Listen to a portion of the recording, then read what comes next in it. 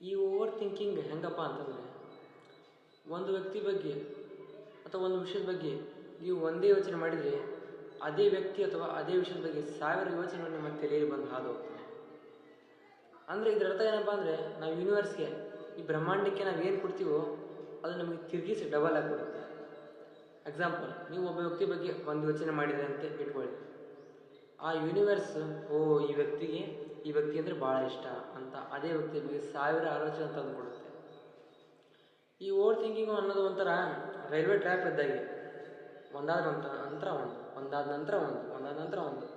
ಒಂಥರ ಕೊಂಡಿ ಆಗ್ತಾರಲ್ಲ, ಆ ಟೈಪ್ ಕಂಟಿನ್ಯೂ ಆಗಿ ಬರ್ತಾನೆ ಇರುತ್ತೆ. ಈ ಥಿಂಕಿಂಗ್ ತಲೆ ಆಲೋಚನೆ ಕಂಟಿನ್ಯೂ ಆಗಿ ಬರ್ತಾನೆ ಇರ್ತದೆ. ಈ ಓವರ್ ಥಿಂಕಿಂಗ್ ನಾವು ಸ್ಟಾಪ್ ಮಾಡ್ಬೇಕಂದ್ರೆ ಮೈಂಡ್ಫುಲ್ನೆಸ್ ಪ್ರಾಕ್ಟೀಸ್ ಮಾಡಬೇಕು. ಇದಕ್ಕೆ ಪರಿಹಾರ ಏನಪ್ಪ ಅಂದ್ರೆ ಮೈಂಡ್ಫುಲ್ನೆಸ್, ಚೈತನ್ಯಪೂರ್ವಕವಾಗಿ ಕೆಲಸ ಮಾಡಲಿಕ್ಕೆ ಸ್ಟಾರ್ಟ್ ಮಾಡಬೇಕು. ಪ್ರತಿಯೊಂದು ಕ್ಷಣವನ್ನು ಅನುಭವಿಸಲಿಕ್ಕೆ ಸ್ಟಾರ್ಟ್ ಮಾಡಬೇಕು. ಅಂದರೆ ಈ ಓವರ್ ಥಿಂಕಿಂಗ್ ಸ್ಟಾಪ್ ಆಗುತ್ತೆ. ನಾವೇನು ಮಾಡ್ತೀವಿ, ಆ್ಯಕ್ಚುಲಿ ಓವರ್ ಥಿಂಕಿಂಗ್ ಯಾಕೆ ಬರುತ್ತೆ? ಕಾರಣಕ್ಕೇನೆಂದರೆ,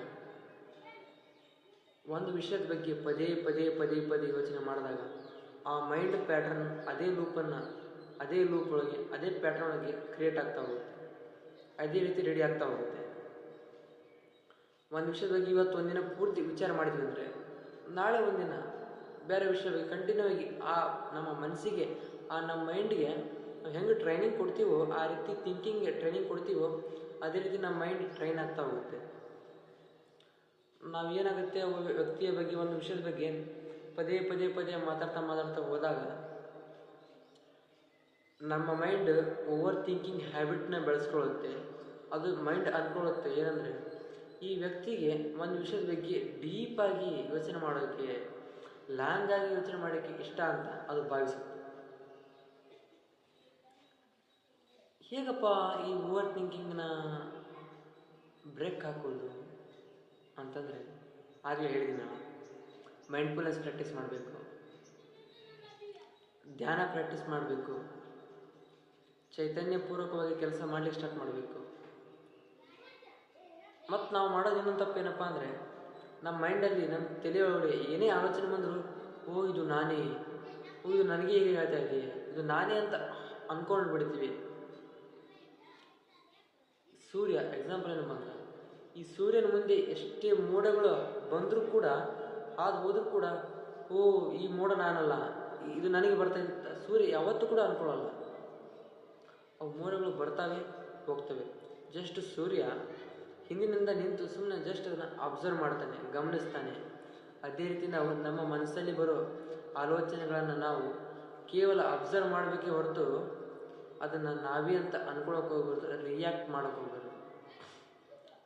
ಏನಾಗುತ್ತೆ ರಿಯಾಕ್ಟ್ ಮಾಡಿದರೆ ಅಂತಂದರೆ, ಈಗ ನಮ್ಮ ಜೊತೆ ಒಬ್ಬ ವ್ಯಕ್ತಿ ಇರ್ತಾನೆ.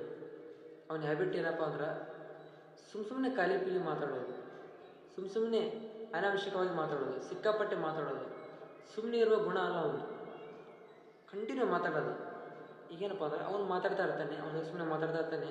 ನಾವು ಅದಕ್ಕೆ ಹೌದು ಹಂಗೆ ಅಂತ ಅವನಿಗೆ ಆನ್ಸರ್ ಕೊಡ್ತಾ ಹೋದರೆ, ಅವನಿಗೆ ರಿಯಾಕ್ಷನ್ ಮಾಡ್ತಾ ಹೋದರೆ, ಅವ್ನಿಗೆ ರಿಪ್ಲೈ ಮಾಡ್ತಾ ಹೋದರೆ ಏನು ಮಾಡ್ತಾನೆ, ಅವನು ಕಂಟಿನ್ಯೂ ಮಾತಾಡ್ತಾನೆ ಇರ್ತಾನೆ. ನಾವು ಯಾವಾಗ ಸುಮ್ಮನೆ ಇರ್ತೀವಿ, ಆ ವ್ಯಕ್ತಿ ಮಾತಾಡ್ತಾನೆ, ನಾವು ಸುಮ್ಮನೆ ಇರ್ತೀವಿ, ಯಾವಾಗ ರಿಪ್ಲೈ ಮಾಡೋದಿಲ್ಲ, ಯಾವಾಗ ರಿಯಾಕ್ಷನ್ ಮಾಡೋದಿಲ್ಲ, ಯಾವಾಗ ನಾವು ಅವನ ಮಾತುಗಳಿಗೆ ಸ್ಪಂದಿಸೋದಿಲ್ಲ, ಆ ವ್ಯಕ್ತಿ ಏನು ಅರ್ಥ ಮಾಡ್ಕೋತಾನೆ, ನಾ ಎಷ್ಟೇ ಮಾತಾಡಿದ್ರು ಈ ವ್ಯಕ್ತಿ ನನ್ನ ಜೊತೆ ಮಾತಾಡೋಲ್ಲ, ನನಗೆ ರಿಪ್ಲೈ ಮಾಡೋದಿಲ್ಲ, ನನಗೆ ರಿಯಾಕ್ಷನ್ ಮಾಡೋದಿಲ್ಲ, ಇವನ ಜೊತೆ ಮಾತಾಡೋದೇ ಬೇಡ ಅಂತ ಆ ವ್ಯಕ್ತಿ ಸುಮ್ಮನೆ ಆಗ್ತಾನೆ. ಇದೇ ರೀತಿ ನಾವು ನಮ್ಮ ಮನಸ್ಸಲ್ಲಿ ಬರೋ ಆಲೋಚನೆಗಳಿಗೆ ನಾವು ರಿಪ್ಲೈ ಕೊಡ್ತಾ ಹೋದರೆ, ರಿಯಾಕ್ಷನ್ ಮಾಡ್ತಾ ಹೋದರೆ, ಇದು ನಾನು ಅಂತ ಅಂದ್ಕೊಂಡು ಅದ್ರ ಬಗ್ಗೆ ಮಾತಾಡ್ತಾ ಹೋದರೆ ಮತ್ತಷ್ಟು 1000 ಆಲೋಚನೆಗಳು ಬರ್ತವೆ. ಅದಕ್ಕೆ ನಾವು ಏನು ಮಾಡಬೇಕಪ್ಪ ಅಂದ್ರೆ, ಆ ರೀತಿ ನಾವು ಮಾಡೋದಕ್ಕೆ ಬಿಡಬಾರ್ದು. ಅದಕ್ಕೆ ನಾವು ಏನು ಮಾಡಬೇಕಪ್ಪ ಅಂತಂದರೆ, ಆಲೋಚನೆಗಳನ್ನು ಜಸ್ಟ್ ಇದು ನಾನಲ್ಲ, ಈ ಮನಸ್ಸಿನಲ್ಲಿ ಬರುತ್ತಿರುವ ಈ ಭಾವನೆಗಳು, ಈ ಆಲೋಚನೆಗಳು ನಾನಲ್ಲ ಇಷ್ಟದನ್ನು ಅಬ್ಸರ್ವ್ ಮಾಡಿ ಗಮನಿಸಿ, ಅದು ಏನೇ ಬರಲಿ, ನಿನ್ನೆ ವಿಷಯ ಬರಲಿ, ಮೊನ್ನೆ ವಿಷಯ ಬರಲಿ, ಯಾವುದೇ ವ್ಯಕ್ತಿಯ ಬಗ್ಗೆ ಬರಲಿ, ಯಾವುದೇ ವಿಷಯದ ಬಗ್ಗೆ ಬರಲಿ, ಜಸ್ಟ್ ಅದನ್ನು ಅಬ್ಸರ್ವ್ ಮಾಡಿ ಬಿಡಬೇಕು ಹೊರತು ಅದ್ರ ಬಗ್ಗೆ ಮಾತಾಡ್ತಾ ಕೂರಬಾರ್ದು, ಅದಕ್ಕೆ ರಿಯಾಕ್ಷನ್ ಮಾಡಬಾರ್ದು. ನಾವು ರಿಯಾಕ್ಷನ್ ಮಾಡಿದಾಗ ಅದು ಜಾಸ್ತಿ ಆಗ್ತೇ ಹೊರತು ಕಮ್ಮಿ ಆಗೋದಿಲ್ಲ. ಓಕೆ, ಈ ಓವರ್ ಥಿಂಕಿಂಗ್ ಯಾಕೆ ಬರುತ್ತೆ, ಯಾವ ರೀತಿ ಬರುತ್ತೆ, ಹೇಗೆ ಬರುತ್ತೆ ಅಂತ ಅದನ್ನು ಅರ್ಥ ಮಾಡಿಕೊಂಡು ಈಗ ಅದಕ್ಕೆ ಸೊಲ್ಯೂಷನ್ ಏನು, ಪರಿಹಾರ ಏನು ಅಂತ ಅರ್ಥ ಮಾಡ್ಕೊಳ್ಳೋಣ.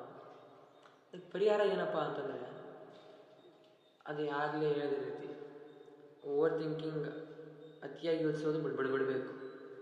ಏನೇ ಥಾಟ್ಸ್ ಬಂದರೂ, ಆಲೋಚನೆ ಬಂದರೂ ಜಸ್ಟ್ ಅವಾಯ್ಡ್ ಮಾಡಬೇಕು, ಗಮನಿಸಬೇಕು, ಬಿಡಬೇಕು ಹೊರತು ಅದಕ್ಕೆ ರಿಯಾಕ್ಷನ್ ಮಾಡಬಾರ್ದು, ಅದ್ರ ಬಗ್ಗೆ ಗಮನ ಕೊಡಬಾರ್ದು. ನೆಕ್ಸ್ಟ್ ಏನು ಮಾಡೋದು, ಡೈಲಿ ಒಂದು 10 ಮಿನಿಟ್ಸ್, ಭಾಳ ಬೇಡ, ಒಂದು 10 ನಿಮಿಷ ಉಸಿರಾಟ ಅಭ್ಯಾಸ, ಧ್ಯಾನ. ದೀರ್ಘವಾಗಿ ಉಸಿರು ತಗೊಳ್ಳೋದು, ದೀರ್ಘವಾಗಿ ಮೆಲ್ಲಗೆ ಉಸಿರು ಬಿಡೋದು. ಜಸ್ಟ್ ನಮ್ಮ ಶ್ವಾಸದ ಮೇಲೆ ಗಮನ ಇಡಬೇಕು.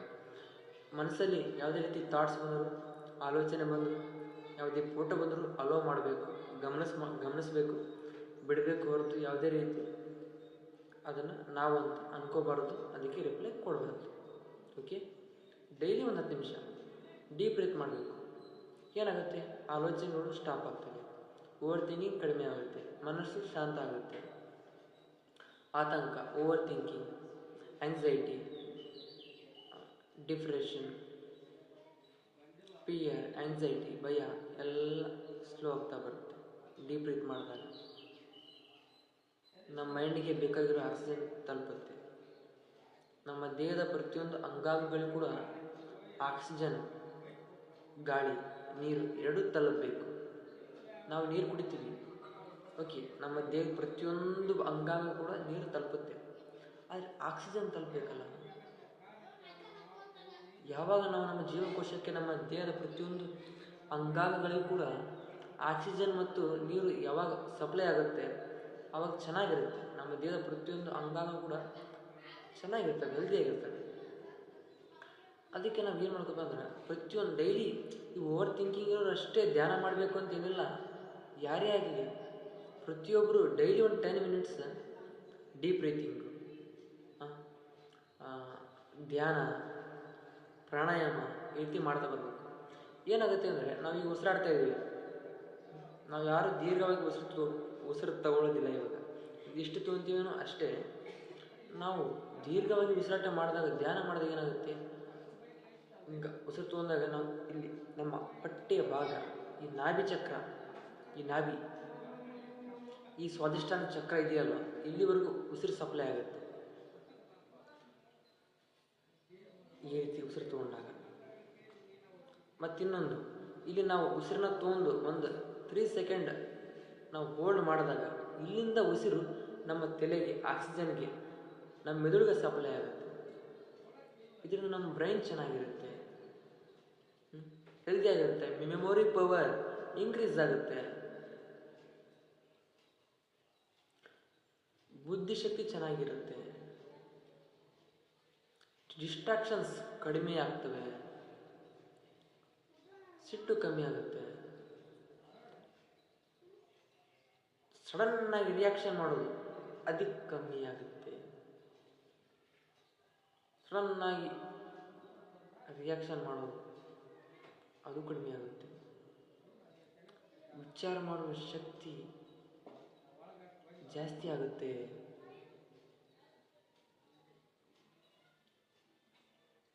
ಮೂರು ಬೆನಿಫಿಟ್ಸ್ ಇದೆ. ಅದಕ್ಕೆ ಡೈಲಿ ಒಂದು 10 ಮಿನಿಟ್ಸ್ ಡೀಪ್ ಬ್ರೀತಿಂಗ್ ಮಾಡಿ, ಯೋಗ ಮಾಡಿ, ಧ್ಯಾನ ಮಾಡಿ, ಬ್ರೀತಿಂಗ್ ಎಕ್ಸಸೈಸ್ ಮಾಡಿ, ಪ್ರತಿಯೊಂದು ಅಳವಡಿಸ್ಕೊಳ್ಳಿ. ಇದರಿಂದ ನಿಮಗೆ ಭಾಳ ಸಹಾಯ ಆಗುತ್ತೆ. ಓವರ್ ಥಿಂಕಿಂಗ್ ಇರುತ್ತೆ. ಇದರಲ್ಲಿ ಮೇನ್ ಇಂಪಾರ್ಟೆಂಟ್ ಏನಪ್ಪ ಅಂದರೆ, ಮೈಂಡ್ಫುಲ್ನೆಸ್ನ ಪ್ರಾಕ್ಟೀಸ್ ಮಾಡಿ. ಯಾಕಪ್ಪ ಅಂದ್ರೆ, ಈ ಮೈಂಡ್ಫುಲ್ನೆಸ್ ಏನಂದ್ರೆ, ನಾವೇನು ಕೆಲಸ ಮಾಡ್ತಾಯಿದ್ದೀವಿ, ನಾನು ಜಳಕ ಮಾಡ್ತಾಯಿದ್ದೀನಿ, ಇದನ್ನು ಮಾಡ್ತಾಯಿದ್ದೀನಿ, ನಾನು ಊಟ ಮಾಡ್ತಾಯಿದ್ದೀನಿ, ನನ್ನ ಕೈ ಏನು ಮಾಡ್ತಾಯಿದ್ದೆ, ತುತ್ತನ್ನು ತಗೊಳ್ತಾ ಇದೆ, ಬಾಯೊಳಗೆ ಹೋಗ್ತಾ ಇದೆ, ಊಟ ಮಾಡ್ತಾಯಿದ್ದೀನಿ, ಪ್ರತಿಯೊಂದು ನಮ್ಮ ರಿಯಾಕ್ಷನ್, ನಾನು ಎಲ್ಲಿ ನಿಂತಿದ್ದೀನಿ, ಏನು ಮಾಡ್ತಾಯಿದ್ದೀನಿ, ಇದಕ್ಕೇನಂತಾರೆ ಯೋಗ ನಿದ್ರೆ ಅಂತಾರೆ, ಅಥವಾ ಜಾಗೃತಾ ಸ್ಥಿತಿ ಅಂತ ಕರೀತಾರೆ. ಯಾಕಂದರೆ ನಾವೆಲ್ಲಿದ್ದೀವಿ ಪ್ರಜ್ಞಾಪೂರ್ವಕವಾಗಿ ಕೆಲಸ ಮಾಡೋದಂತಾರಲ್ಲ ಇದೆ. ಪ್ರಜ್ಞೆ ಅಂದ್ರೇನು? ನಮ್ಮ ಸಬ್ಕಾನ್ಷಿಯಸ್ ಮೈಂಡ್. ಅಂದರೆ ನಮ್ಮ ಮನಸ್ಸನ್ನು ಇಲ್ಲೇ ಇರಿಸೋದು. ಈ ಮೈಂಡ್ಫುಲ್ನೆಸ್ ಉದ್ದೇಶ ಏನಪ್ಪ ಅಂದ್ರೆ ನಮ್ಮ ಮನಸ್ಸನ್ನು ಇಲ್ಲೇ ಇರಿಸೋದು. ಈ ಓವರ್ ಥಿಂಕಿಂಗಲ್ಲಿ ಏನಾಗಿರುತ್ತೆ, ನಮ್ಮ ದೇಹ ಇಲ್ಲೇ ಇರುತ್ತೆ, ನಮ್ಮ ಮನಸ್ಸು ಎಲ್ಲೆಲ್ಲೋ ಹೋಗ್ತಾ ಇರುತ್ತೆ, ಓಡ್ತಾ ಇರುತ್ತೆ. ಅದಕ್ಕೇನಪ್ಪ ಅಂದ್ರೆ ಈ ಮೈಂಡ್ಫುಲ್ನೆಸ್ ಪ್ರಾಕ್ಟೀಸ್ ಮಾಡಬೇಕು. ನಾವೆಲ್ಲಿರ್ತೀವೋ ನಮ್ಮ ಮನಸ್ಸನ್ನು ಕೂಡ ಅಲ್ಲೇ ಇರಿಸ್ಕೋಬೇಕು. ಇದರಿಂದ ಭಾಳ ಹೆಲ್ಪ್ ಆಗುತ್ತೆ. ಸೊ ಅಷ್ಟು ಮಾಡಿ ಏನಪ್ಪ ಅಂದರೆ ಧ್ಯಾನ ಮಾಡಿ, ಉಸಿರಾಟ ಮಾಡಿ, ಬ್ರೀತಿಂಗ್ ಎಕ್ಸಸೈಸ್ ಮಾಡಿ, ಸ್ಪಿರಿಚುವಲ್ ಪ್ರಾಕ್ಟೀಸಸ್ ಮಾಡಿ, ಓವರ್ ಥಿಂಕಿಂಗ್ ಕಮ್ಮಿ ಮಾಡಿ, ಮೈಂಡ್ಫುಲ್ನೆಸ್ ಮಾಡಿ, ಚೈತನ್ಯಪೂರ್ವಕವಾಗಿ ಕೆಲಸ ಮಾಡಿ, ಓವರ್ ಥಿಂಕಿಂಗ್ ಸ್ಟಾಪ್ ಮಾಡಿ. ಈ ವಿಡಿಯೋದಲ್ಲಿ ಈ ಕಾನ್ಸೆಪ್ಟ್ ಹೇಳಬೇಕು ಅಂತ ಅಂದ್ಕೊಂಡಿದ್ದೆ, ಅದನ್ನು ಹೇಳಾಯಿತು. ಈ ವಿಡಿಯೋ ನಿಮ್ಗೆ ಇಷ್ಟ ಆಗಿರಬೇಕು ಅಂತ ಅನ್ಕೋತೀನಿ. ಮುಂದಿನ ವಿಡಿಯೋದಲ್ಲಿ ಸಿಗೋಣ. ನಮಸ್ಕಾರ.